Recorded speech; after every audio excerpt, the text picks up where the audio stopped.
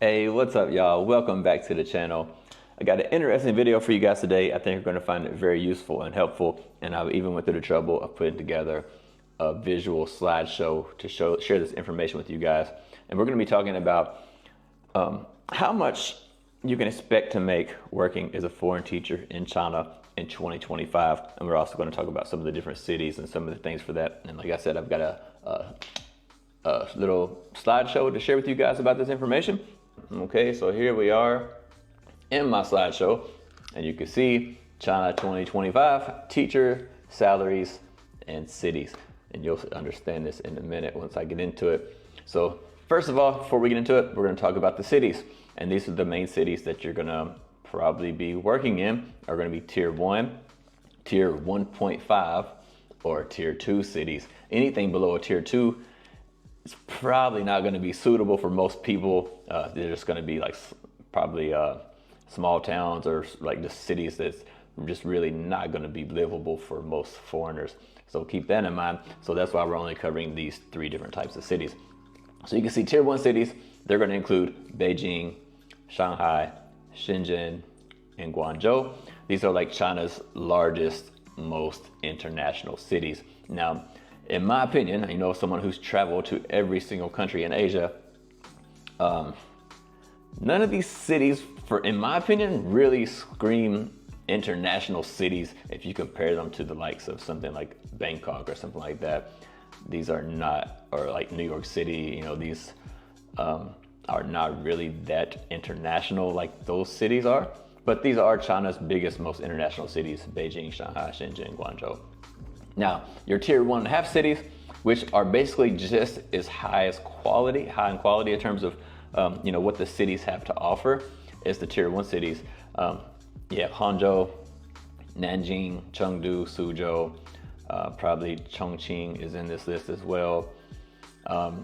Maybe a couple of others, but not many. But these are cities that are really like economically developed. So they're, in terms of in their relation to the tier 1 cities, they're going to be just economically developed, which means you're going to be able to find a lot of the same things in the tier 1.5 cities that you can find in the tier 1 cities. But the only difference is the tier 1.5 cities are going to be smaller in size. So it's probably going to have, you know, a little bit less people, and the size of the city might be a bit smaller. Now, when you go to the tier 2 cities, like Wuhan, Xi'an, Qingdao, Changsha, maybe something like a Zhengzhou or something like that, you know, Foshan, Dongguan.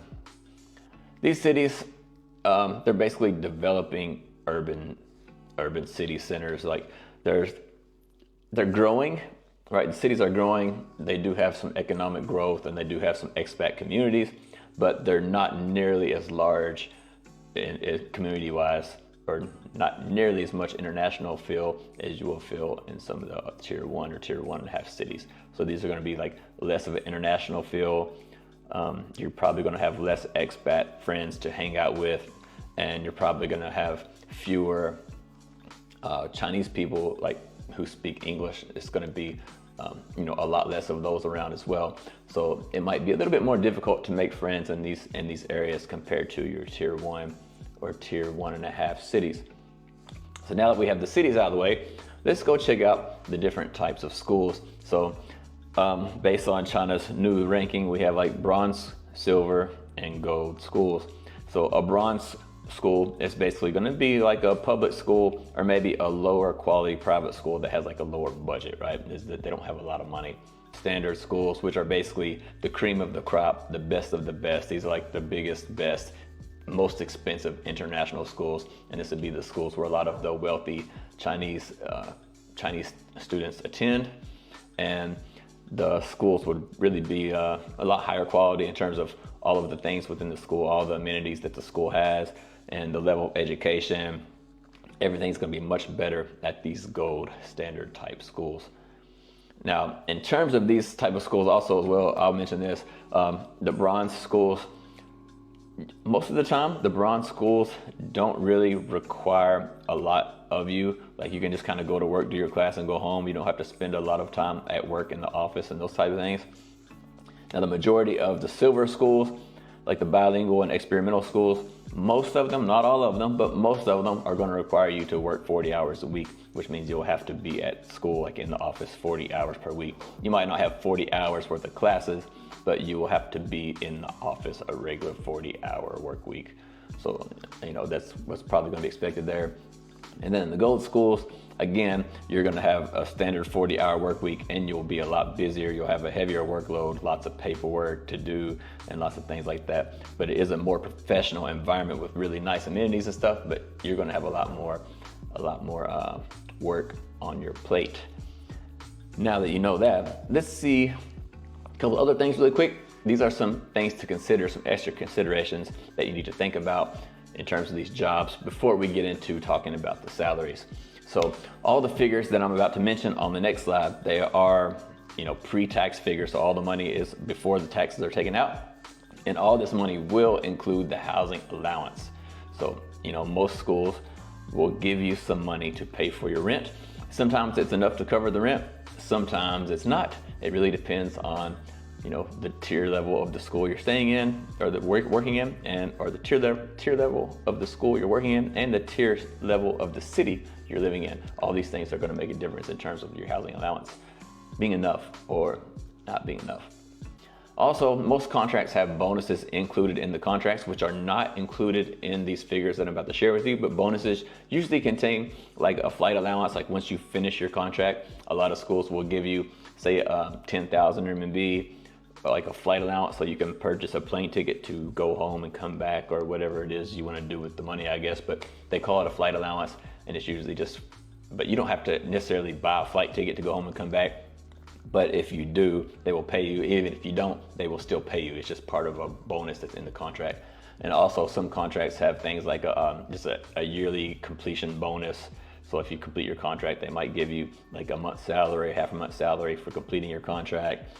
They also usually have paid visa support. So when it comes to your working visa, all the documents that you need in order to legally work in China, a lot of the schools, most of them, will pay all those things for you. You may need to pay it first and they pay you back. Some of them will just pay it up front, just pay it all for you in advance. It really depends on the school and the location you are at the time. So I found being in China, every school that I go to, they would just pay all the stuff for me up front.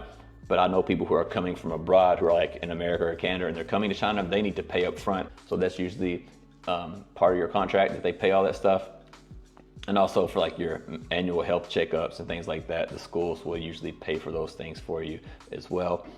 And then also tuition bonuses. Many schools offer free tuition for your children. So if you have kids and you're coming here, a lot of schools will let your kid attend the school for free. And if not, you usually get a big discount, like a 50% discount or more. But my children didn't go to school there, but they do offer a free tuition. But I've had some other friends who worked at some big name schools and they got offered free tuition. Some had to pay like 25% of the tuition, 75% was discounted. So it really depends on the school, but most schools do offer some type of free tuition or a large discount. And then another thing to keep in mind are the living costs, of course, because tier 1.5 and tier 2 cities are significantly cheaper than tier 1 cities, just much, much cheaper. So your money can go a long, long way. If you're living in a big tier 1 city, housing can become very, very expensive. That's usually the biggest expense, but housing can be very, very, very expensive depending on where you are. Like when I was living in Shanghai, I had 88 square meter apartment and I was paying 20,000 renminbi per month for that apartment. And then when I went back to Foshan and Shunda, I had a 135 square meter apartment and I was paying only 2,000 renminbi. So almost like, what's that, like 10 times less or something? I don't know. It's a lot less. I'm not good at math, but yeah, I was paying a lot less, 18,000 renminbi cheaper for a bigger apartment. And that was a tier 2 city. So, you can really save a lot of money if you choose the right city to live in. And then lastly, before we get into the salaries, qualifications. Not just anybody can come here and command a large salary, right? If you have an advanced degree, which I happen to have, I have an MBA. If you have an advanced degree or like a master's or a doctorate degree, that usually qualifies you to earn more money. And then if you have a teaching license, which in America they call QTS, it's like qualified teacher status. If you have a USA teacher's license, then obviously you can command more money, or the British or UK version, the PGCE, if you have that, then you can get more money. And then also if you have IB or AP experience, you can also command a higher salary, which I have. I spent 7 years working with IB school and IB curriculum. So those type of things, MBA degree and IB experience, and I have director experience, principal experience, all those things let me command a higher salary than what some other people may get. I'm not saying it to brag on myself, I'm just saying certain qualifications do lead to more money. So I've had people, actually at my job now, people question, why does this guy make so much money? And I don't know how they found out how much I make, but they were mad. They're like, I've been to school for 4 years and he just walks in and makes a lot more money than me. And I was like, well, you're just, you have a bachelor's degree and you just been teaching in China with nothing, when, I have a master's degree, I have IB experience, I've been a director, I've been a principal, I've been head of departments, I've done all these things for 15 years. Of course, I'll get more money than somebody who's just starting out, right? So keep all these things in mind. Lastly, let's get to the salaries. So here's the salary.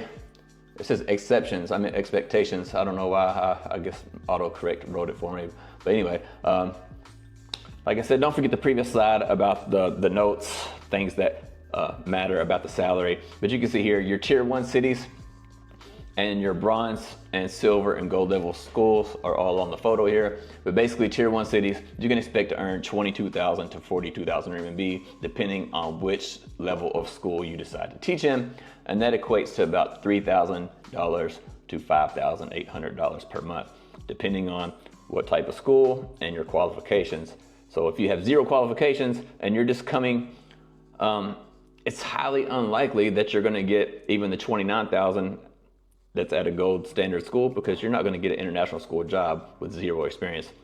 So you're probably gonna be looking at silver or bronze level schools, and you're gonna be looking at the lower end of that if you're just coming to China because you have no experience.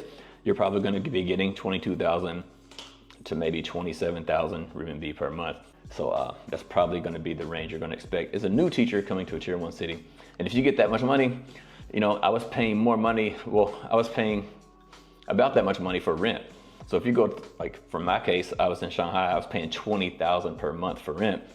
If you were making 22,000 RMB per month at a bronze level school, after you pay rent, you're not gonna be able to survive. You're not gonna have enough money to eat and do all the other things. So, there you go. Tier 1 cities are very difficult for earning or saving money as a newbie to China. That's why I usually recommend the tier 1.5 cities for people who are new to China, because they offer the same amenities as the tier 1 cities, but they're cheaper, so you can save a lot of money and get some experience under your belt before you hop up to a tier 1 city with a big international school where the big money's at. But the tier 1.5 cities, you can see 20,000 to 33,000 a month, which 20,000 is going to be the low end for brand new people, and about 33,000 is going to be the very top end for people who have been here and have experience and have a lot of qualifications. So that's about $2,700 a month to about $4,500 a month, again, depending on your qualifications and your experience. As you can see there on the right side, it's got the picture of the different school levels. So the bronze school is 20 to 27, silver 22 to 31, and gold 24 to 33. And the last one are the tier 2 cities, 16K to 28K, which is about $2,200 to $3,800. And if you're in a tier 2 city and you get $3,800 a month, your life will be very easy. You won't spend much money. The city I'm in right now is actually a tier 2 city, but I actually make more than this, but due to my experiences and stuff. But I spend about $1,000 a month. I usually do my cost of living videos. I try to do them at the end of the month if I can remember, but usually I'm like $900 to $1,200 a month, and I make a lot more than $3,800, and I save a whole lot of money. So that's the benefits of tier 2 cities.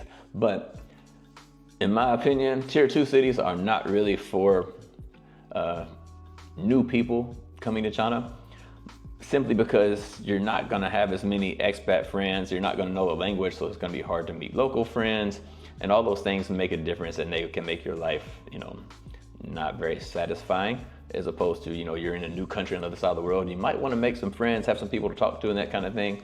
And that's why I believe a tier 1.5 city will be better for brand new people coming to China. Then lastly, at the bottom, you can see, of course, managerial positions like a director of studies, a vice principal, or a principal obviously command higher salaries. And I've seen those salaries range anywhere from 30,000 renminbi to 90, 100,000 renminbi per month, which is, anywhere from $4,000 a month to about $12,000, $12,500 a month. And that's going to be at the top end. Like if you're a principal of an international school, you might get $12,000, $13,000 a month. If you're a director at an international school, you probably get, $8,000, $10,000 a month. So yeah, I've been in those positions. You can make a lot of money, but it is a lot of work, and you have to have a lot of experience and all those type of things. You have to have a lot of, in China, as they call it, guanxi, like a lot of face. You have to have a lot of contacts and people who are, on your side and who will recommend you for these type of jobs, which I happened to have before, which I still have those contacts. I just choose not to do those jobs because I don't want to work. I'm lazy. I like the easy stuff. But yeah, that's basically the breakdown of what you can expect to earn as a foreign teacher in China in 2025. And if you have any questions or comments, I'd love to hear those from you below. And if you thought this was useful or helpful at all, hit the subscribe button and hit the like button. I'll see you guys on the next video.